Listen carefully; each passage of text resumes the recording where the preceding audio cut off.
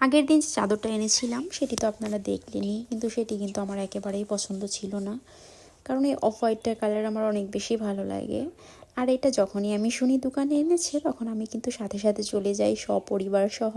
আর আগের বার কিন্তু আমি এই যে ঝোলায় রেখেছিল এই কালারটা সেম একটা নিয়েছিলাম, তো আজকে কিন্তু অফ হোয়াইট কালারটা আবার নিয়েছি। তো কথা বলতে বলতে পরিবার নিয়ে কিন্তু আমি দোকানে চলে এসেছি।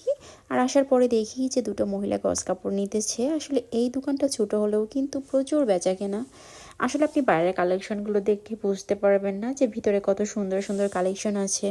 আজকে কিন্তু আমরা দেখে কিন্তু শেষই করতে পারছিলাম না। আর উনি কিন্তু মূলত বেনাপোল থেকে ওনার সমস্ত জিনিসপত্র এনে থাকে, আর প্রত্যেক মাসেই কিন্তু উনি যায় নিয়ে আসে। আর আনার পরে কিন্তু অন্তত একবার হলেও আমাকে ফোন দিবে যে এইটা নিয়ে এসেছি, ওইটা নিয়ে এসেছি।